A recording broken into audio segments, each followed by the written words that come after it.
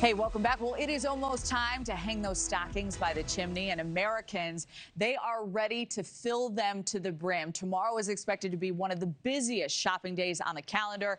NewsNation's Caprariello, he is tracking this dash for us in Chicago. So, Alex, a lot of anticipation. What are we expecting? Hey, good morning to you, Kelly. The good news here is that the most recent Fed cut is going to actually provide a little bit of relief for those holiday shoppers out there. And what we're going to be seeing overall is packed stores. A lot of people going out there and getting those last-minute gifts for their families. Retailers out there expecting a huge Super Saturday. That's, of course, tomorrow and this weekend as a whole. Again, those last-minute shoppers out there going out there and spending big. The National Retail Federation says 91% of Americans plan on celebrating the holidays, and they're budgeting around $900 on gifts and seasonal items. This year's Black Friday weekend pulled in more than 80 million in-store shoppers as well as 85 million buyers online. Those retail sales expected to grow around 4% this holiday season.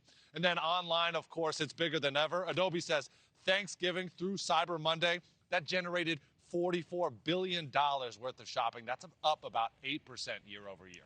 Wow. Kelly. So, Alex, with all that spending, families feeling the pinch at the same time, are Americans headed now for a credit crunch come January after the holidays? Yeah, that's a great question. Obviously, the big word that we've been talking about in our news cycle is affordability. And when we take a look at these recent poll results, you'll see that it really is a factor that's happening with Americans. So take a look at these numbers. 64% of Americans are buying cheaper or less food.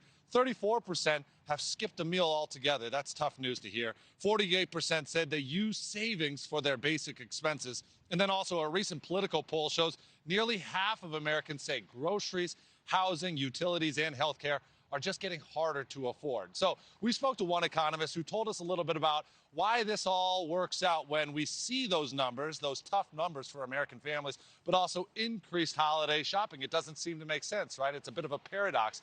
And he says that in general, people are willing to shell out a little bit more during the holiday season, but it doesn't always work out well for them, especially come January when those credit card bills are due. Take a look. Even in good times or bad times, and people are bullish on the economy or bearish on the economy, it's the holidays, and by golly, they're going to go out and buy stuff. And on Monday, we get new numbers from the National Retail Federation. That's where we'll get sort of the blueprint of what it all looked like from Black Friday, Cyber Monday, all the way through the holiday shopping season to see just how much Americans were willing to spend this year. Yeah, Kelly. Looking to snag those deals. All right, Alex, thank you. Thank you for watching. Subscribe below and download our NewsNation app right now on your phone, and you will get fact-based, unbiased news for all Americans.